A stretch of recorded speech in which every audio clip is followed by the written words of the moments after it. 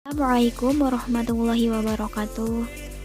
Perkenalkan, saya Aitita Resmiati dari Perbankan Syariah HD. Pembahasan kali ini, saya akan membahas mengenai kas. Pokok-pokok pembahasan apa sih yang ada di dalam kas? Yang pertama yaitu ada definisi kas, yang kedua yang termasuk dalam kas, yang ketiga yang tidak termasuk dalam kas, yang keempat pengendalian kas, yang kelima penyajian kas, dan yang terakhir pengungkapan kas. Langsung saja untuk pembahasan yang pertama, definisi kas.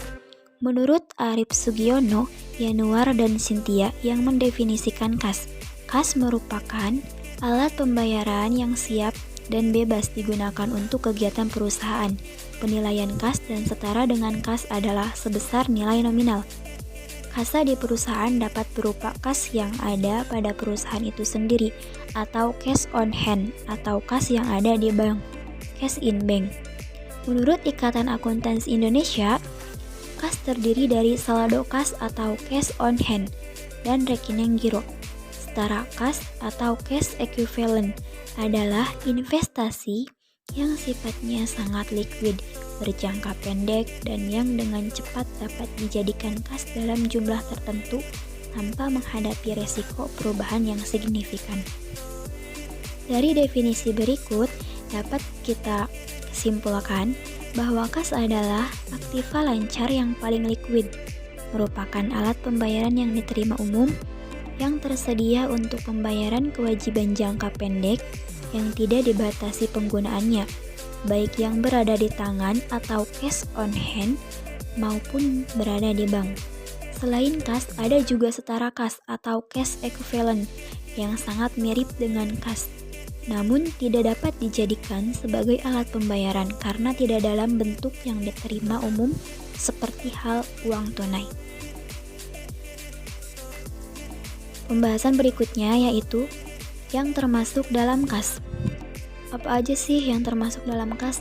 Poin pertama yaitu uang tunai dalam bentuk kertas atau logam, uang perusahaan yang disimpan di bank sewaktu-waktu dapat diambil, cek yang diterima sebagai pembayaran dan pihak lain, cek perjalanan atau travel check yang diterbitkan oleh suatu bank untuk melayani nasabah yang melakukan perjalanan jarak jauh, kasir cek yang dibuat dan ditandatangani oleh suatu bank, ditarik oleh bank itu sendiri untuk melakukan pembayaran ke pihak lain, dan yang terakhir ada wesel pos. Next ke materi berikutnya, yang tidak termasuk dalam kas. Yang pertama, deposito berjangka, yaitu uang simpanan di bank yang hanya dapat diambil setelah jangka waktu tertentu berakhir. Yang kedua, uang yang disediakan untuk tujuan-tujuan tertentu sehingga terikat penggunaannya, contohnya dana pensiun. Yang ketiga, cek mundur, yaitu cek yang tidak bisa diuangkan setiap saat, sebab waktu jatuh temponya masih beberapa waktu yang akan datang.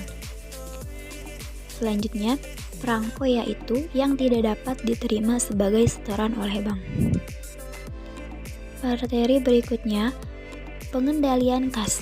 Pengendalian kas atau cash control adalah kegiatan atau proses untuk mengendalikan uang tunai yang dimiliki perusahaan agar jangan terlalu kecil sehingga membahayakan likuiditas atau terlalu besar sehingga menurunkan kemampuan. Pada dasarnya, tujuan pengendalian kas adalah mencapai kas yang optimal. Akuntansi terhadap kas lebih dititik beratkan pada fungsi penyediaan informasi untuk kepentingan manajemen terhadap kas. Secara garis besar, akuntansi terhadap kas harus diarahkan kepada dua hal, yaitu administratif dan accounting control, yang secara umum terdiri dari yang pertama, menyediakan kas yang cukup untuk operasi perusahaan sehari-hari atau likuiditas. Yang kedua, menghindarkan terjadinya kas yang menganggur atau idle money. Yang ketiga yaitu mencegah terjadinya kerugian-kerugian sebagai akibat dari adanya penyalahgunaan terhadap kas. Pembahasan berikutnya yaitu mengenai penyajian kas. Kas dalam laporan posisi keuangan disajikan dalam kelompok aset lancar di urutan paling atas. Namun penyajian laporan keuangan menurut IFRS 1 Presentation of Financial Statement justru meletakkan aset lancar pada bagian bawah. Sehingga kas diletakkan pada bagian paling bawah, justru laporan posisi keuangan. Kas dapat disajikan dalam laporan keuangan. Yang pertama, kas dan setara kas atau cash and cash equivalent. Yang kedua, kas giro pada Bank Indonesia, giro pada bank lain. Yang ketiga, kas setara kas. Dan yang keempat, kas di bank dan setara kas. Baik, pembahasan yang terakhir yaitu mengenai pengungkapan kas.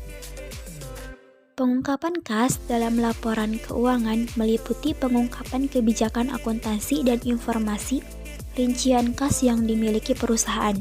Kebijakan akuntansi kas menjelaskan secara umum komponen kas dan bagaimana perusahaan mengklasifikasikan kas. Kebijakan akuntansi juga menjelaskan bagaimana perusahaan menyajikan bank overdraft atau cerukan. Baik, mungkin hanya itu yang bisa saya sampaikan.